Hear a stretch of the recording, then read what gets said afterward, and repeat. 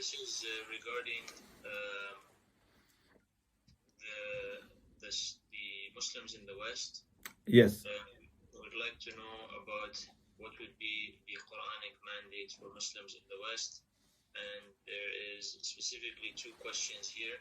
I'll just read them, and then we can, inshallah, tackle it together. If somebody can help with the transcription, that would be great. But inshallah, otherwise we're recording so that we can, inshallah, have this. Do you have the recording on your side, Sheikhna, as well? Yes. Thank you so much. Really appreciate it. You're welcome. Okay, so the first question is, what's our role as Muslims living in the West, and how best should we navigate these 2 principles? Second question is, there may be governments that are not taghuti, meaning that they are based on Islamic principles, but they may not welcome non-citizens. How should we approach that issue with wisdom, pragmatism, and the most godly manner? There is some thought that, maybe the West is not a good place to live in because of the various elements, so then therefore maybe there could be alternatives to live in Muslim countries. So this whole theme about the role of Muslims in the West and how should they relate in their presence of being in the West versus going to Muslim countries or going back to Muslim countries, all of those questions, It seems like there's a need for guidance on that point. Thank you very much. This is very good question, but needs hours. We cannot do justice.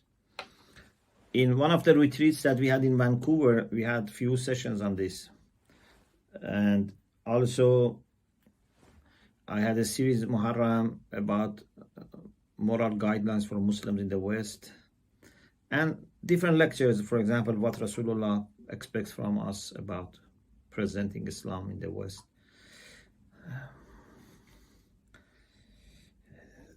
There are 2 ways to look at such issues. One is, I as a person see what is better for me and my family. If I am here or I go to a Muslim country, what is better for me? And of course, a mu'min, when he says what is better for me, he would not only calculate financially or physically or worldly. What is good for me in all aspects, overall, all in all. So if we bring together and different things and give credit, for example, health, job, security, and housing, and my dignity, my respect, my faith, my taqwa, my family, my children, my progeny, not only the first generation of children. So I can see where I can be living and having the best. Maybe I decide then say, okay, I have opportunity to go to another country, and over there maybe I will be better off.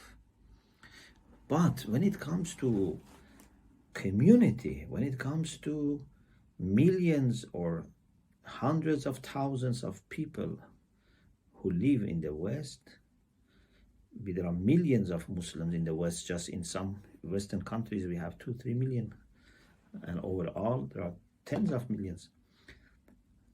Here I cannot look at the issue from a personal or individualistic perspective.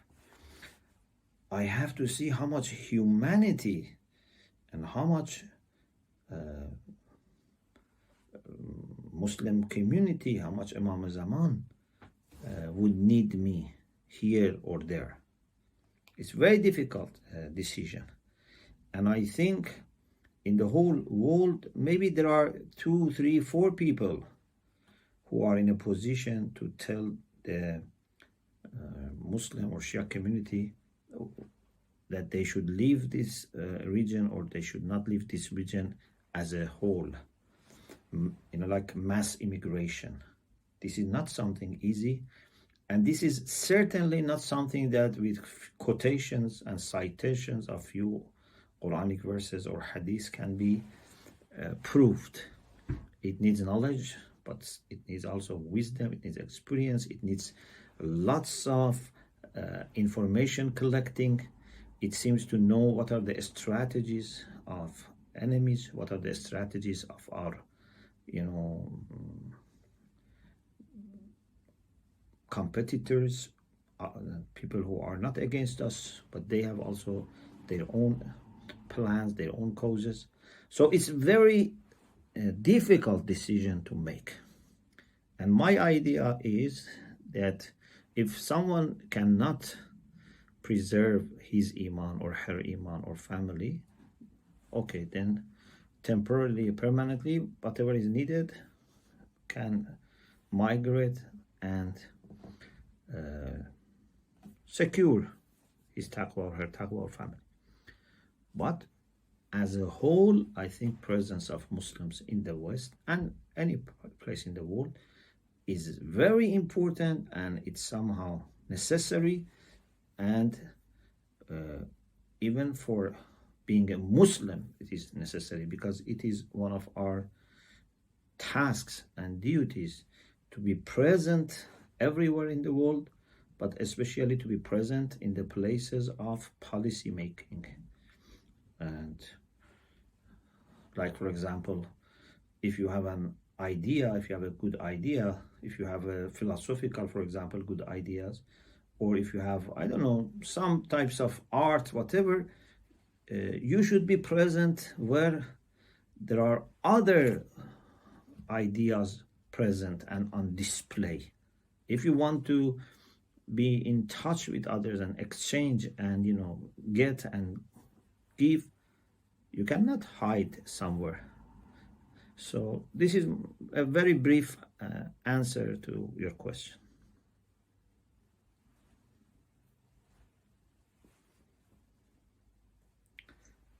Was it clear? Yes, Sheikhna, that was clear, and there was no cut in the line. Alhamdulillah. And, it helps lay down a very good foundation on how to tackle this Alhamdulillah. and deep question.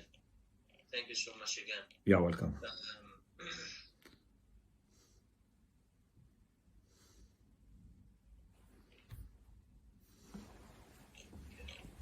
So the next question is from IBS, and reporting hadith, and it goes as follows.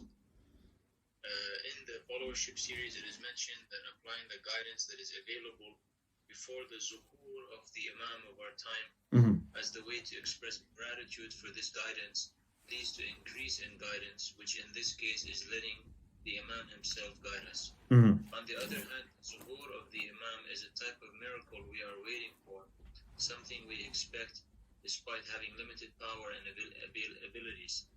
We do our best and rely upon Allah to complete it for us and make it happen, which would be the idea of tawakkul, and it can be applied to other cases. So it seems that when we look at the way we treat what we have and the results of such treatment, we describe it as gratitude. But when we look at our expectations for what we don't have and ways to achieve them, we describe it as tawakkul. Is this correct? Or what? How can you comment on that? So the question is, what's the difference between gratitude and tawakkul? I think so, yes. Okay. So I do tawakkul to answer the question.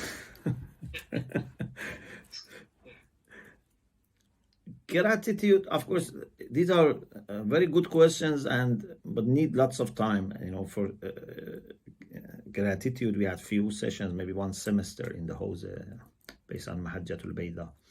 But basically, gratitude is more geared towards appreciation and acknowledgement and utilizing something which already has been given.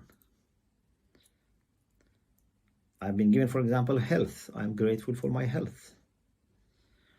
And I try to use my health in the right way by becoming a better person, doing something good for myself and for other people. This is gratitude. Asking Allah also to help me in utilizing it and then thanking Him. Tawakkul is mostly for future. something that I do in order to overcome problems of future, or in order to be able to achieve what I want in future. So tawakkul is not something about something which has happened and has gone, has finished. Tawakkul has a kind of futuristic element. And for sure, we need both. We need to be grateful, and we need to be putting our trust in Allah subhanahu wa ta'ala. If you are just doing tawakkul, but you are not grateful of the things you are already given, then you may misuse in many blessings. You don't do shukr amali, and then it means that many of the tools and resources that you have to succeed, you have in order to succeed, you are not utilizing that. If you are also shakir and you don't do tawakkul, it doesn't make sense. A person who is shakir actually is very much prepared for tawakkul. Ma lana alla natawakkala ala Allah wa qad hadana subulana. Why we should not put our trust in Allah while already we are aware that He has done a lot. He has showed us our path. He has given us this, He has given us that. So we put our trust in Allah because we have a great and long history of being helped by Him. So this is then shukr. So you see, shukr and tawakkul are like two sides of a coin, or two things which come together.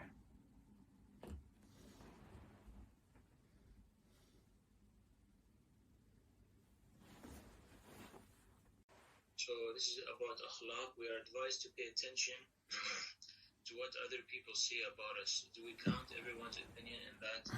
So for example, when a group of people who have an issue with you come together and say, you have this problem, 10 of us see it and agree on that, and then you must accept that this is the case.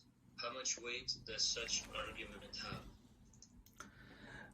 You know, to be careless is not good. That I don't bother what people say about me.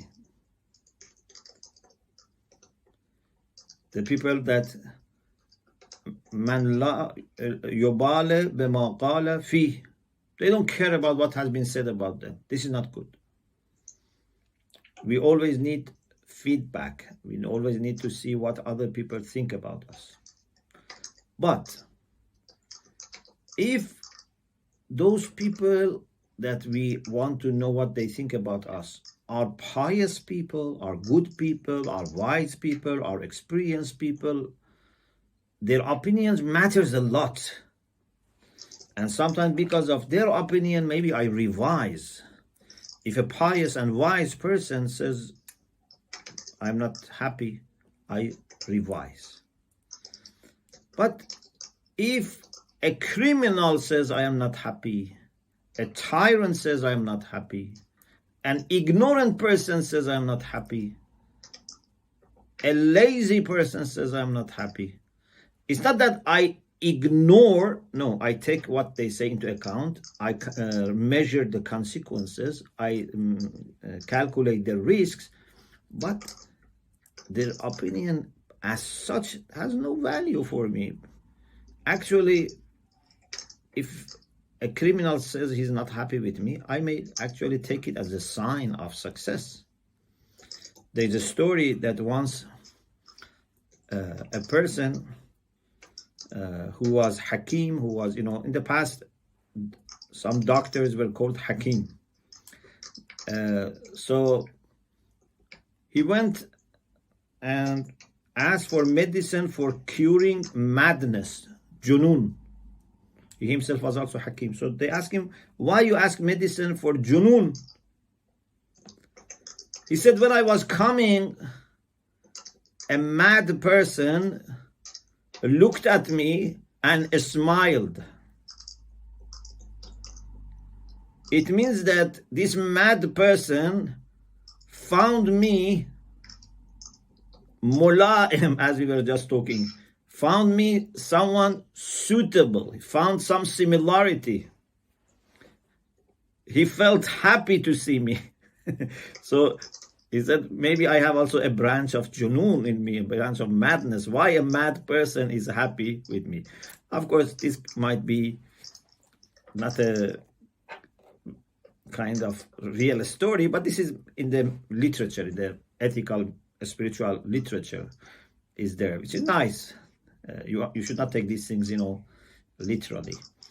It means that we have to be careful about opinion of people, but in different ways. If bad people have good opinion about me, I have to be careful. But I cannot say it's always bad. Why? Because maybe you have managed to attract even bad people. But if you have not managed to attract them and they have good opinion about you because you have gone towards them, that's another issue. So we care a lot about opinions of other people, but in different ways. Sometimes we care in the way that we take it as a sign of approval. Sometimes we care as a sign of disapproval. Sometimes as a sign that I have to shift. Sometimes as a sign of happiness that Alhamdulillah, these people are not happy with me. So it's a very difficult thing to say in one word, one sentence. But mu'min always needs feedback. Sometimes we feel khulus and sincerity requires not paying attention to what other people say. In some hadiths also, for example, we have that you don't become mu'min or mukhlis unless, what people say about you doesn't make difference. Whether they blame you or not doesn't make. These are to be understood in the right context. Yes, I have to do something good. If I am really good, sure that this is good, whether people appreciate or not, should not change my policy, should not change my behavior.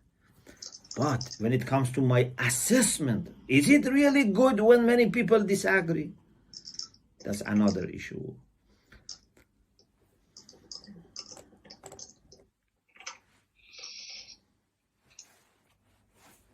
Thank you very much, Sheikh. You are welcome.